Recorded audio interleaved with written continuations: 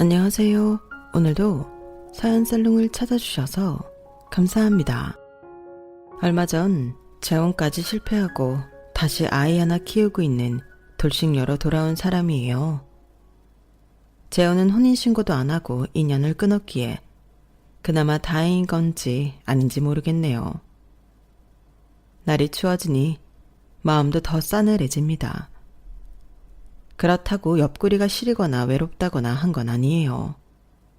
사람에 대한 신뢰가 많이 떨어졌을 뿐이죠. 새로운 사람 만나기가 무섭기까지 하다니까요. 그냥 지금까지의 지인들만 평생 알고 지냈으면 좋겠다는 생각이 드는 요즘입니다. 세상엔 참으로 별난 사람들이 많은 것 같아요. 제 자신을 꽤나 상식적이라 생각했는데 제 상식을 완전히 뛰어넘는 사람들이 많더군요. 그야말로 선 넘는 사람들, 예의를 밥 말아먹은 사람들이 그렇게도 많더라고요. 이번에 재혼했던 남자는 우리 아이도 아빠라고 서슴없이 부르며 잘 따랐기에 정말 좋은 가정 꾸려보고 싶었는데 비상식적인 신우 시모가 미친 짓을 벌이는 바람에 학을 떼고 갈라서 버렸네요.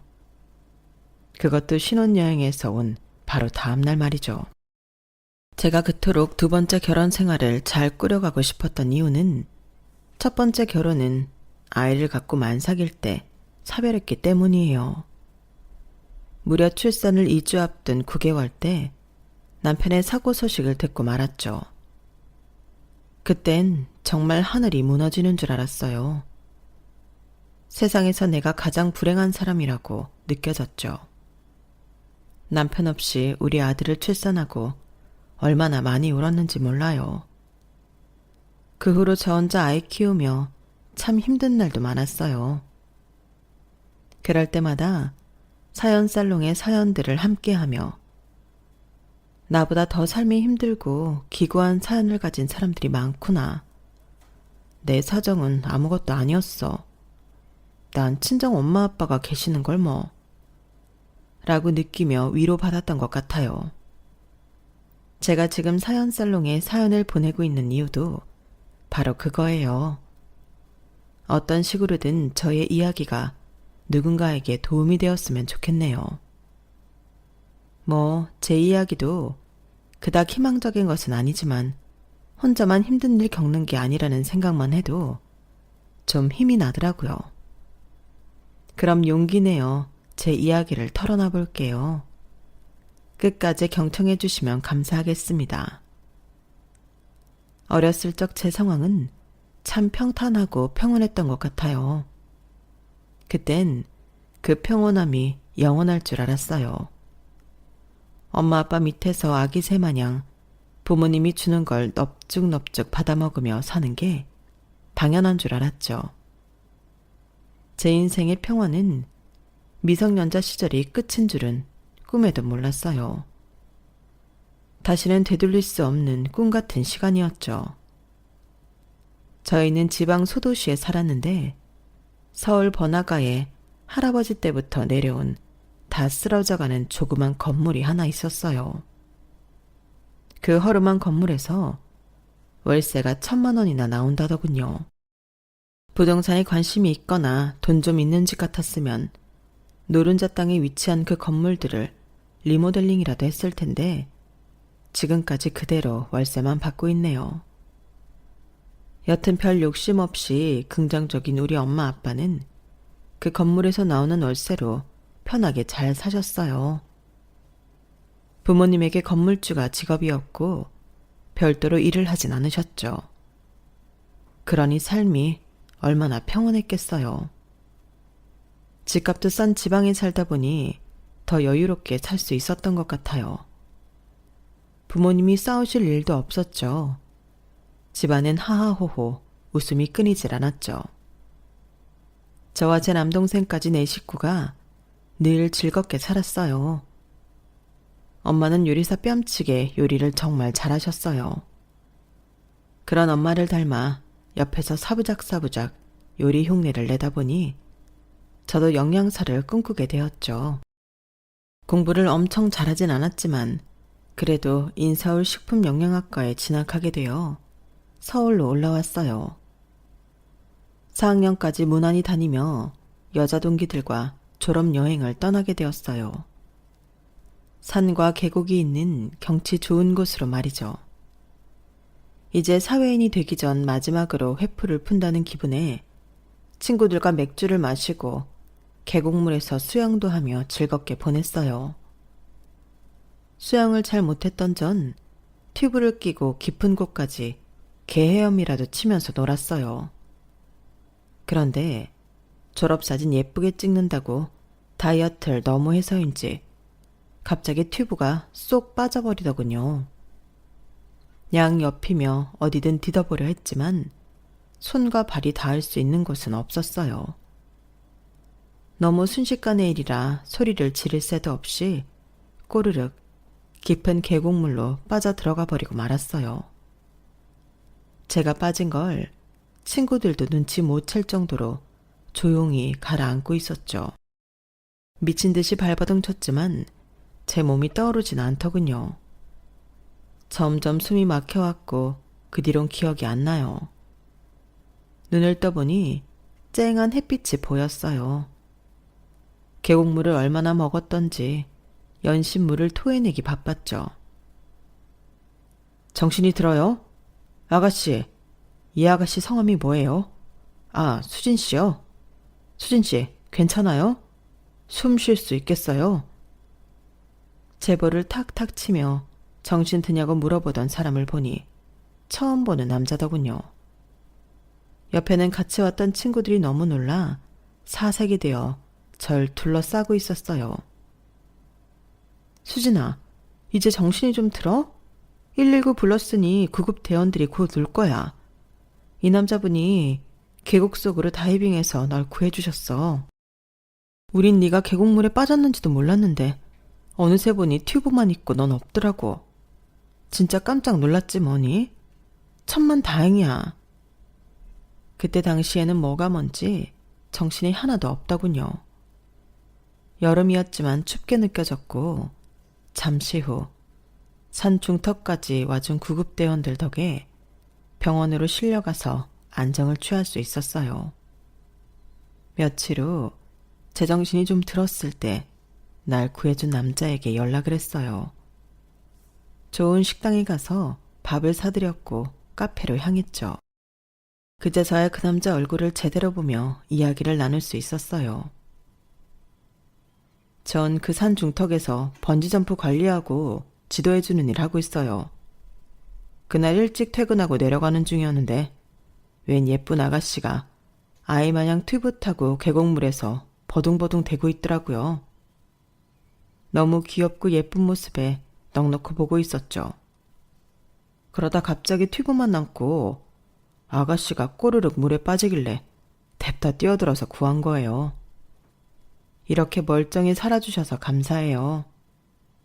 인명구조 자격증도 있지만 실제로 물에 빠진 사람을 구해본 건 처음이어서 깨어나실지 걱정되더라고요.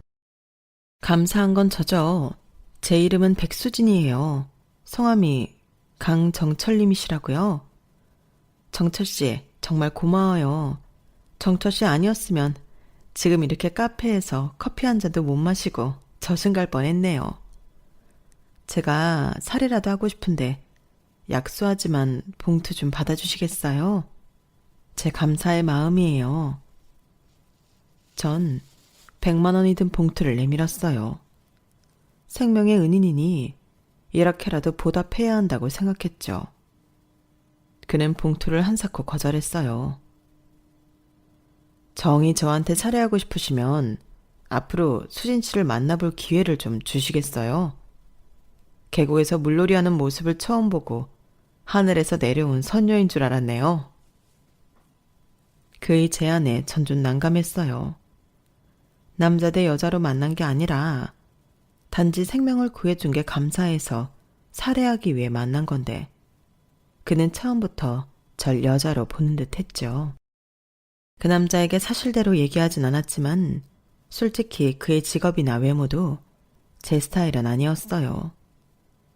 야외에서 일하기에 하얀 눈동자와 이빨만 보일 정도로 까무잡잡한 그의 피부와 작은 키 때문이라도 남자로서 마음에 들진 않았어요. 그날은 대충 얼버무리며 헤어졌지만 그날 이후로 강정철 이 남자는 계속 연락을 해오더군요. 말은 또 어찌나 잘하던지 전화기 너머로 듣는 그의 꿀보이스에 점점 빠져들었어요. 저도 모르는 사이에 말이죠. 저도 참 나빴던 게 싫으면 싫다, 좋으면 좋다 라고 분명하게 말을 했어야 하는데 취업이다 뭐다 바쁘다는 핑계로 그와 가끔 연락하고 만나는 사이로 1년을 보냈네요. 그렇게 1년 후 제 마음이 반 이상 그에게 넘어갔을 때쯤 그 사람이 제게 지난 1년간 쓴 일기장을 건네주더군요. 그 속엔 절 처음 본 순간부터 시작되어 온통 제 얘기로 가득했어요. 그 남자 앞에서 일기장을 천천히 읽으며 눈물이 주르르 나더군요. 지난 1년간 내 생각하며 이걸 다 쓴 거예요? 세상에. 누군가 날 위해 이렇게 정성을 들여준 건 부모님 말고는 처음인 것 같아요. 정철 씨, 정말 미안해요. 취업하고 일하느라 바쁘다는 말도 안 되는 핑계로 괜히 정철 씨 마음을 온전히 받아주지 못했네요.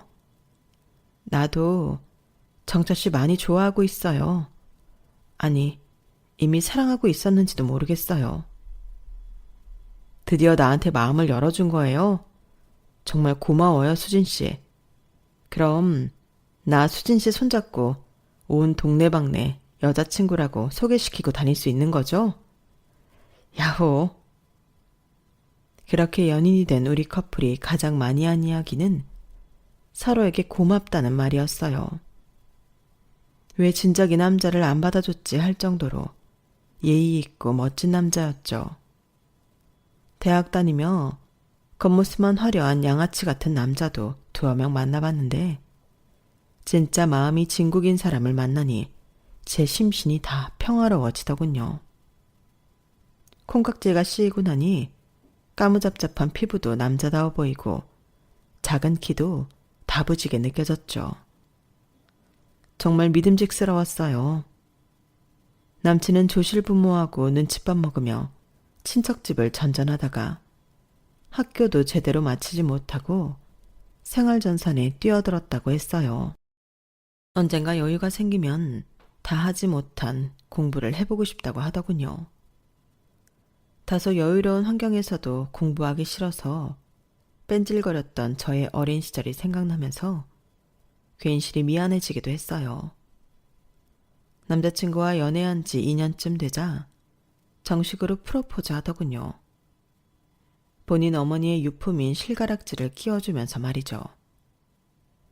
저만 생각할 것 같으면 그날부로 당장 혼인신고하고 살림 합쳐 살고 싶었지만 지방에서 남자친구 있다는 사실조차 모르시는 부모님 생각을 하니 좀 아득했어요.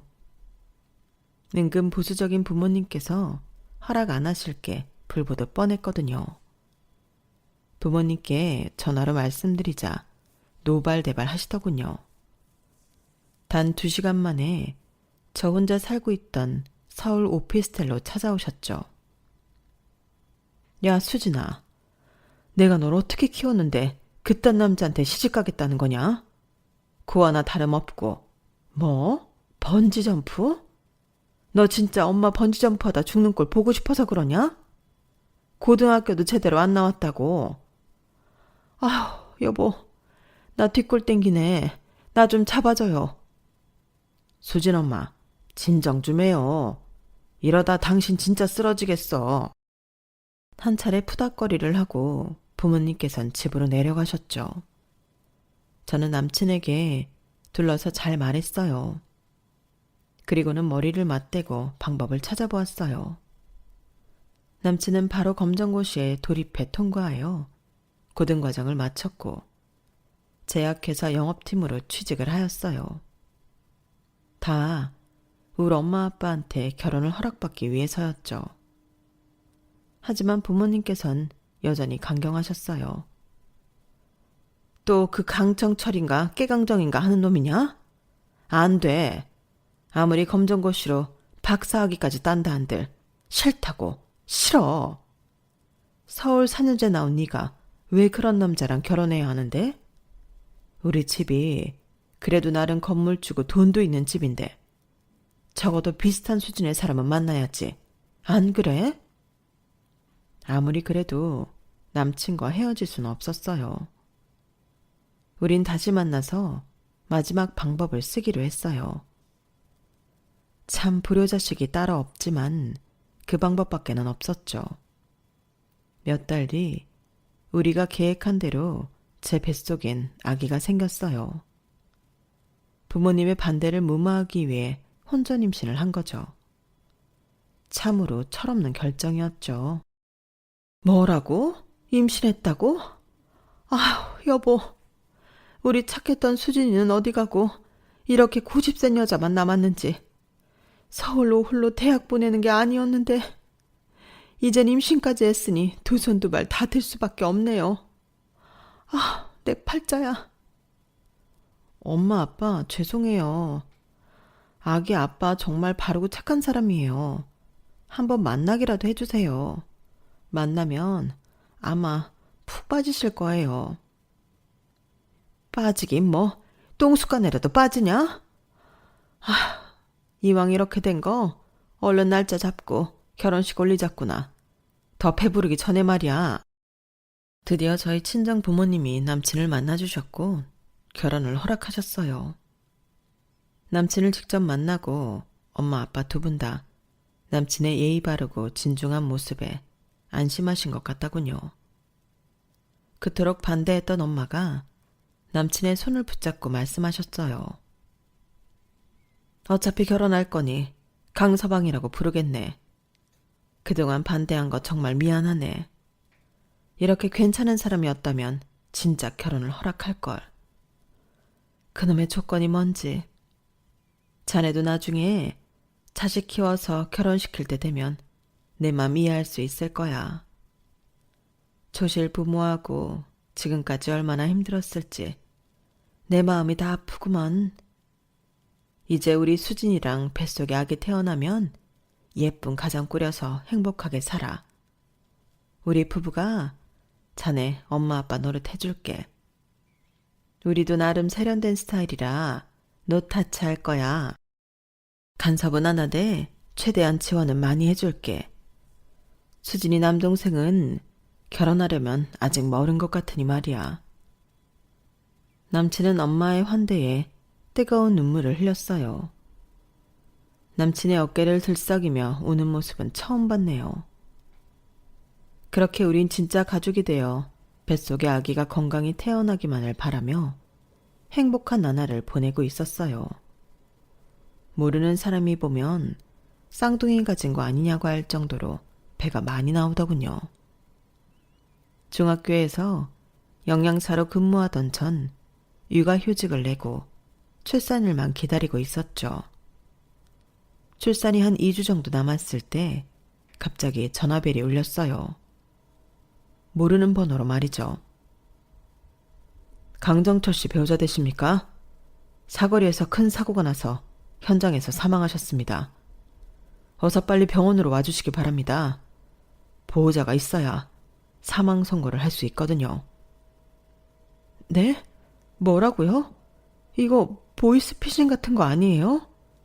방금 멀쩡하게 출근한 사람이 왜 갑자기 사망했다는 거예요? 지금 어디서 전화하신 거예요?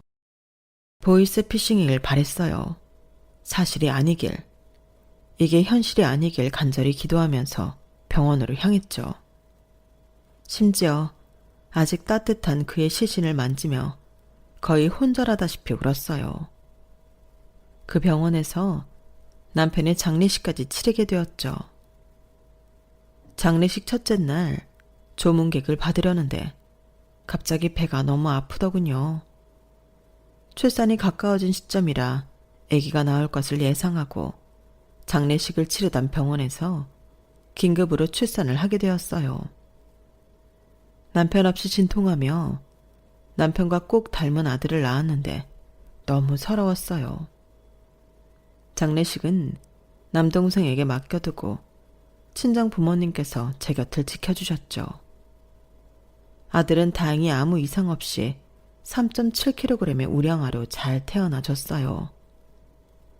같은 병원에서 남편은 사망 선고를 받고 하루 뒤 아들은 태어나고 제 생에 가장 혼란스러웠던 나날이었죠.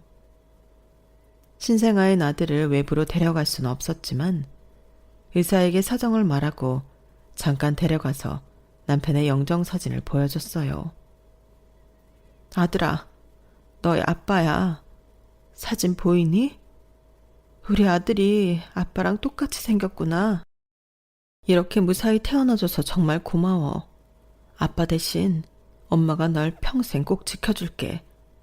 사랑해, 우리 아들. 그렇게 아이의 탄생과 함께 저의 완전한 독방 육아가 시작되었어요. 한 5, 6개월 정도 지나자 제 상황을 너무 안쓰럽게 여기던 엄마가 제안하셨어요. 수진아, 아무래도 강서방이 저 세상 간 충격이 다 가시지도 않은 너 혼자 아이 보는 게 마음에 걸린다. 엄마가 서울 올라가서 봐줄 테니 너 다시 영양사 일하는 게 어떻겠니?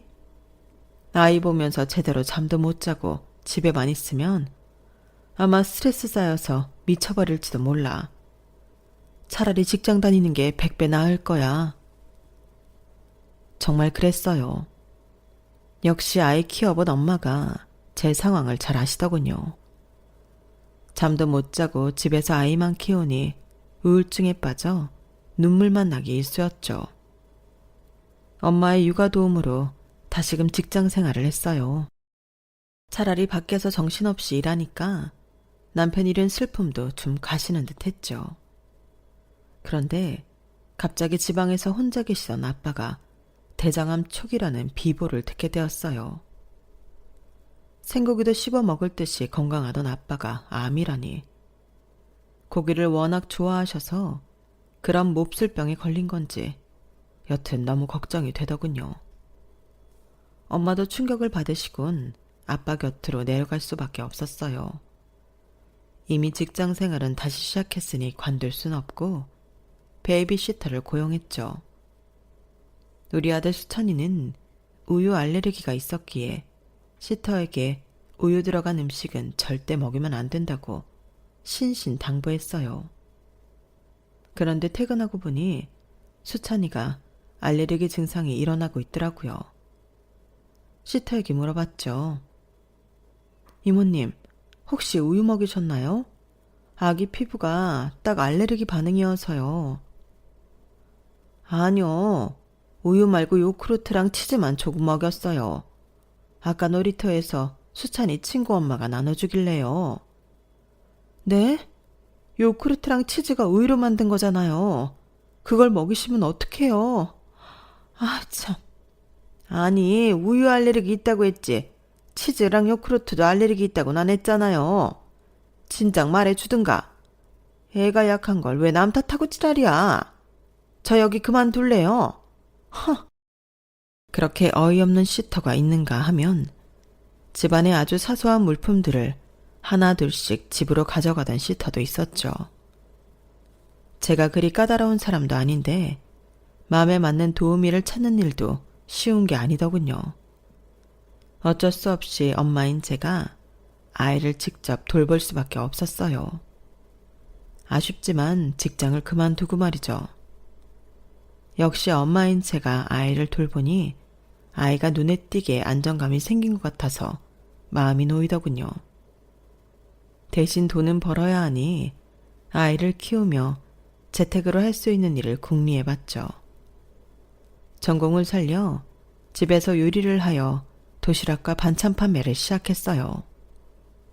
맨 처음엔 동네에서만 잘 팔리기 시작하다 점차 반경이 넓어지더군요. 그러다가 인터넷 판매 경로를 접하게 되었고 냉동 밀키트 판매까지 확장했어요. 캠핑하는 사람이 점점 많아지는 것에 착안해 캠핑용 밀키트를 제작했죠. 일이 점점 커지자 도저히 집에서 나 혼자 일을 볼 수는 없었어요. 결국 사무실을 얻었고 직원 2~3명을 고용해 함께 일을 보았죠. 인터넷 판매가 잘 되니 축적되는 수익의 단위가 달라지더군요. 제 일이 바빠지니 그동안의 히스토리를 다 알고 있던 친정엄마가 절 도와주러 다시 올라오시겠다고 했어요. 아빠가 대장암 수술 받은 게 경과가 아주 좋고 회복도 빨라. 아직 5년은 안 됐지만 거의 완치된 거나 다름없지 뭐. 엄마가 수찬이 봐줄 테니 넌 열심히 일해. 난 우리 딸이 커리어우먼으로 멋지게 사는 게 좋더라. 역시 친정엄마가 이 세상에서 최고라는 생각이 들더군요. 부모님의 하늘같은 은혜에 절이라도 하고 싶은 마음이었죠. 그렇게 몇 년이 흐르고 우리 수찬이가 6살이 되자 친구들이 하는 학습지를 본인도 해보고 싶다고 하더군요. 아직 애기인 것 같은데 공부를 하겠다는 의지가 기특하기도 해서 바로 시켜주었죠. 학습지 선생님은 일주일에 하루 오셨는데 친정엄마의 말에 의하면 젊은 남자 선생님이라고 하더군요. 전 사무실에서 한창 일하고 있을 때라 학습지 선생님을 직접 마주할 일은 없었죠. 미주알 고주알 하루 일과를 잘 말하던 우리 수찬이는 학습지 선생님을 엄청 좋아했어요. 아빠 선생님이 나 엄청 예뻐한다? 나 아빠 선생님 너무 좋아. 이것 봐 엄마. 아빠 선생님이 나한테 로봇 선물도 주셨다고. 완전 멋지지? 대박이지 엄마? 뭐? 수찬이 너 지금 뭐라고 했어? 아빠 선생님? 왜 그렇게 부르는 거야? 함부로 아빠라고 붙이면 어떡해. 선생님께서 당황하셨겠다. 아니야 엄마. 아빠 선생님이라고 부르면 선생님이 엄청 좋아해. 아예 아빠라고 부르라고 그랬어. 아무리 엄마인 저와 외할머니의 사랑을 독차지하고 있던 수찬이었지만 늘 아빠를 찾고 그리워했어요. 다른 친구들은 다 아빠가 있다면서 말이죠. 그런데 저희 친정엄마 또한 학습지 선생님에 대한 칭찬을 많이 하시더군요. 예, 수찬이 학습지 선생님이 그렇게 예의 바르고 젠틀하더라. 나보고 어머님 어머님 하면서 엄청 잘 따르고 말이야. 내가 한 50대 정도로 젊어 보인다나 뭐래나. 그리고 가족 사진 보고 네가 엄청 미인이라고 감탄하더라니까. 우리 수찬이가 자꾸 아빠라고 하니까 허허 웃으면서 수찬이 진짜 아빠가 되어주고 싶다나 뭐라나. 야, 이참에 학습지 선생님이랑 데이트 한번 해보는 게 어떻겠니? 내가 은근슬쩍 물어봤더니 여자친구도 없다더라. 수찬이 엄마에 대해서 이것저것 물어보는 게 너한테 관심이 많은 것 같더라니까. 우리 수찬이도 예뻐하고 말이야. 에이 엄마, 무슨 소리예요. 나보고 재혼하라고? 아, 됐어요. 애 딸린 아줌마를 누가 좋다고 하겠어요. 학습지 선생님도 그냥 하시는 말씀이겠죠. 이렇게 웃어 넘겼지만 일만 하면서 외로웠던 터라 학습지 선생님이라는 그 남자가 조금 신경 쓰이긴 했어요. 몇 주 짬이 생겨 우리 수찬이가 수업을 하는 평일 오후에 집에 있어 봤어요. 우리 수찬이와 친정엄마가 입에 침이 마르게 칭찬했던 분위기에 실제로 한번 보고 싶었거든요. 학습지 선생님도 절 보고 흠칫 놀라워하면서도 반가워하더군요. 아, 수찬이 어머님. 사진에서보다 실물이 훨씬 미인이시네요. 이렇게 만나 뵙게 되어 영광입니다. 영광이랑 단어까지 써가며 절 보고 웃는 학습지 선생님의 잘생긴 얼굴을 보니 마음이 혹하더라고요. 그때 친정엄마가 나서서 분위기를 몰아갔어요. 자, 수찬이 수업도 끝났고 이 뒤에 시간 여유가 좀 있으시다고 하니 얼른 2사람이 집 앞 카페라도 가서 이야기 좀 나눠요. 괜찮죠 선생님? 자자, 수찬이는 내가 보고 있을 테니 얼른들 나가요. 그렇게 등 떠밀리는 척하며 같이 카페에 가게 되었어요. 아이 선생님과 이런 자리를 갖는 게 전 좀 어색했지만 학습지 선생님이 매우 적극적으로 나오더군요. 수찬이 할머님께 너무 감사하네요. 제가 평소에 사진으로만 보고 너무 마음에 들어서 한번 만나게 해달라고 많이 어필했거든요. 수찬이 어머님, 예의가 아닌 줄은 알지만 제가 수진 씨라고 불러도 될까요? 아, 네, 그럼요. 근데 결혼도 안 하신 분 같은데 아이 있는 제가 부담스럽지 않으세요? 전혀요. 수찬이를 처음 봤을 때 너무 친근하게 느껴지더라고요. 그렇게 사랑스러운 아이가 아주 잘 따르고 아빠 선생님이라고 불러주니 좋던데요. 가족 사진 속 수진 씨 얼굴 보고 첫눈에 반한 것도 사실이고요. 그래서 사적으로 만나 뵙고 싶었습니다. 학습지 교사와 학부모 사이 말고요.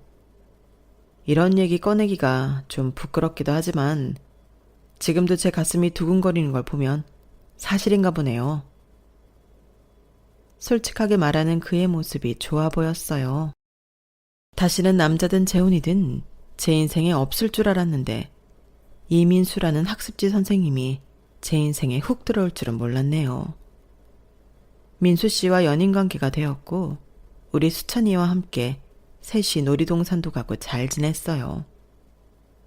아이가 서슴없이 아빠라고 하는 걸 보니 마음이 뭉클하더군요. 우리는 자연스럽게 결혼을 생각하게 되었죠. 남친에겐 시모와 새아빠 그리고 신우가 있었어요. 우리 엄마도 수진씨처럼 오래전 사별하고 홀로 나와 누나를 키웠어요. 아주 교양 넘치는 새아버지와 혼인신고만 하고 사시죠. 다들 형편이 넉넉치 않아 결혼식도 못 올리고 말이죠. 누나는 얼마 전 신내림을 받고 무당이 되기 위해 준비하고 있어요. 근데 그것도 돈이 좀 드나 보더라고요. 내 가족이지만 우리 엄마나 누나나 참 불쌍한 사람들이에요. 특히 우리 엄마가 수진 씨 상황을 잘 이해해 주실 거예요. 동병상련의 마음으로 말이죠. 남친 엄마도 나와 비슷한 상황이었다니 그 말을 듣고는 마음이 조금 놓이더군요. 남친이 본인 가족들 얘기 나올 때마다 항상 입에 달고 살던 말이 불쌍하다라는 단어였어요. 그 얘기를 하도 들으니 저도 남친의 엄마와 누나에게 측은지심까지 생기더군요. 아직 한 번도 못 본 사람들인데 말이죠. 여튼 우리 커플은 저희 아들과 친정엄마의 전폭적인 지지 속에 어느새 결혼까지 생각하게 되었어요. 말로만 듣던 남친 가족들을 찾아뵙게 되었죠. 하도 남친에게 말을 들어서 내적 친밀감은 있었어요. 그래도 긴장은 조금 되더군요. 사별한 첫 번째 남편은 조실부무한 사람이었기에 이런 자리는 처음이었거든요. 그런데 원래 다 시댁 식구들은 그런 건지 첫 만남에 오잉? 오잉? 하고 의아한 포인트들이 마구 생겨나더군요. 예비 시모와 신우가 절 향해서 일방적으로 융단 폭격을 가했기 때문이죠. 백수진이라고? 그래. 우리 아들이 총각인 건 알고 있지? 그런데 애 딸린 여자랑 결혼을 허락한 건 그쪽이 도시락 팔아서 돈을 좀 만졌다길래 허락한 거라고. 내가 까먹을까봐 친히 종이에 적어왔어. 우리 민수랑 결혼하려면 이 정도는 해와야 한다라는 걸 지금부터 발표할게. 잘 들으라고. 첫째, 우리 빚 3억 5천을 갚아줄 것.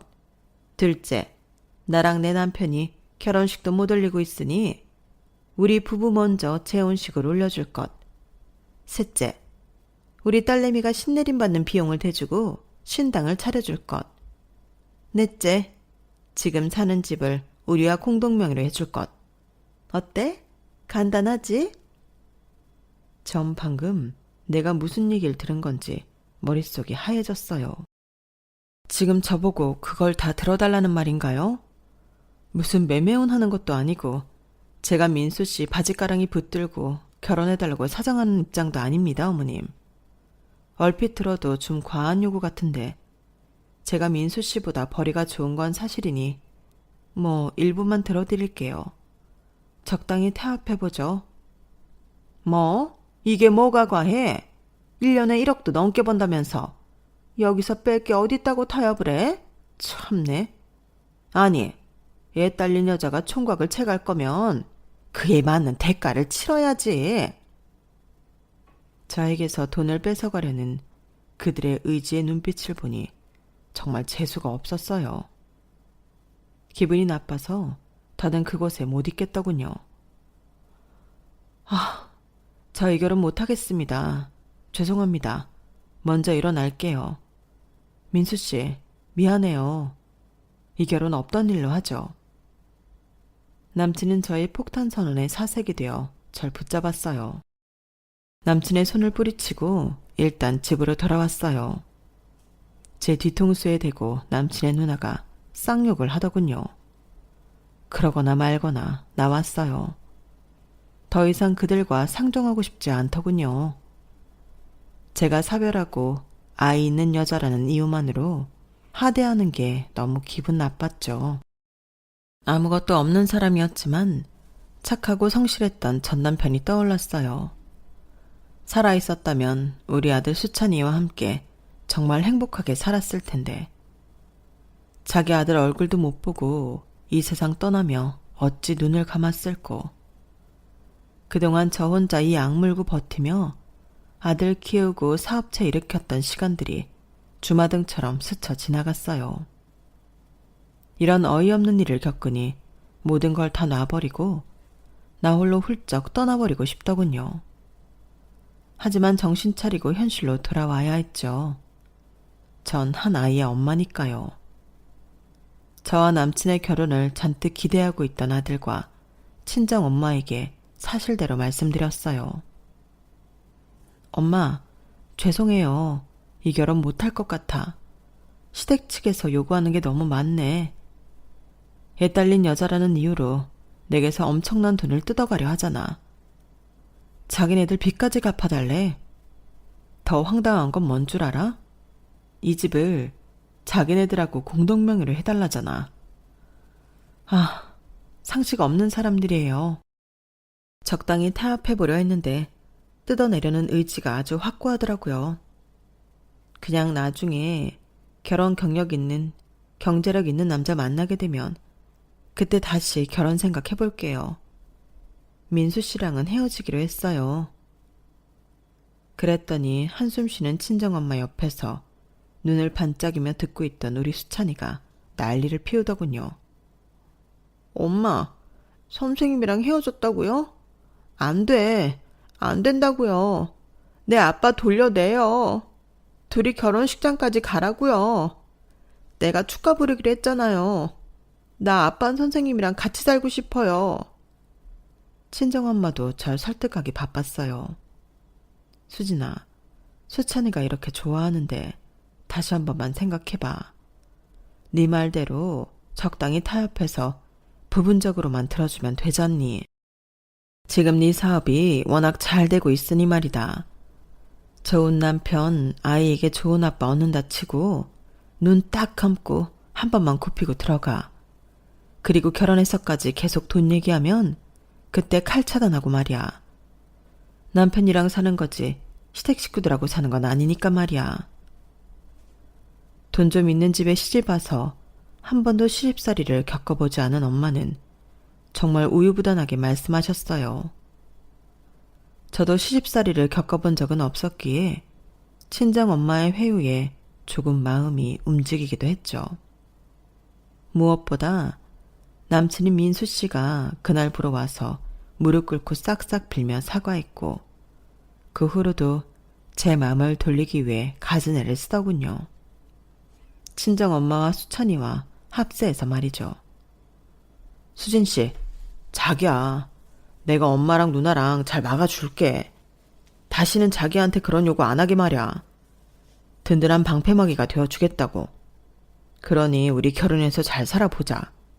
수찬이가 날 이미 아빠라고 부르며 잘 따르고 있잖아. 엄마 닮아서 꽤 우유부단한 성격인 저는 결혼하면 시댁과의 사이에 중간 역할을 아주 잘하겠다는 남친의 제안에 홀락 넘어가서 다시 그와의 결혼을 추진하게 됐어요. 참 바보 같죠? 그런데 총각인 남친이 애 딸린 여자인 내가 뭐가 좋다고 저렇게 매달리나 싶어서 고맙게 느껴지기도 했거든요. 상견례도 안 하는 조건으로 결혼식을 올렸어요. 신혼집은 원래 저와 아들이 살던 집 그대로에 새 가구들로 싹 다 바꿨죠. 그래도 혼수는 해야 했으니까요. 신혼여행은 유럽으로 좀 길게 잡았어요. 무려 한 달간의 신혼여행을 계획했죠. 전 어차피 제가 운영하는 자영업이었고 절 대신해서 업무를 봐줄 직원들이 있었으니까요. 남친은 저와 결혼하면서 학습지 선생님은 관두고 저희 회사에서 같이 업무를 보기로 약속되어 있었기에 둘 다 시간적 여유가 있었죠. 우리가 신혼여행 가 있을 동안 아들인 수찬이는 외갓집에 내려가 있기로 했어요. 안 그래도 저희 친정 아버지께서 수찬이를 많이 보고 싶어 하셨었거든요. 결혼식 당일 신부 대기실에서 잔뜩 치장하고 앉아있는데 시모와 신우가 뱁새 눈을 하고는 제게 다가오더군요. 이번엔 신내림 받았다던 신우가 먼저 시동을 걸었어요. 올케, 나 신내림 받은 거 알지? 내가 신점을 좀 봤는데 말이야. 우리 할미 신께서 올케가 혼수로 한 새 가구들, 그게 우리 민수랑 올케를 다 잡아먹는데. 그러니 그냥 없애는 게 나을 것 같아. 네? 형님, 혼수를 이미 다 사다 놓은 걸 없애라니. 그게 무슨 말씀이세요? 지금 결혼식 손님 받느라 정신 없으니 제발 그런 이상한 말씀 좀 하지 마세요. 이번엔 시모가 나섰어요. 아주 시모와 신우 둘이 쿵짝이 잘 맞는 최고의 콤비더군요. 야, 신내림 받고 아주 용한 무당이 된 신우의 말을 경청할 줄 알아. 너 결혼하는 거 보니 내가 아주 배가 아프구나. 셈이인 난 재혼 결혼식도 못 올리고 혼인신고만 하고 사는데 말야. 아, 내 팔자야. 본인 재혼 결혼식 못했다며 아들 결혼식에서 질투가 난다느니 눈물까지 보이는 시모가 어이없었어요. 정말 괴상망측한 시댁 식구들이었죠. 하지만 저도 결혼식은 처음이라 하도 정신이 없어서 다 잊어버리고 한 달간의 신혼여행길에 올라섰어요. 신혼여행을 마치고 재미있었지만 피곤한 몸을 이끌고 돌아와서 신혼집 문을 열었는데 너무 충격이었어요. 가득 채워놨던 혼수들이 싹 다 사라지고 집이 휑한 거예요. 이게 뭐야? 민수씨, 우리 혼수로 사놨던 물건들이 싹 다 사라졌어요. 도둑 맞은 것 같아요. 어떡해.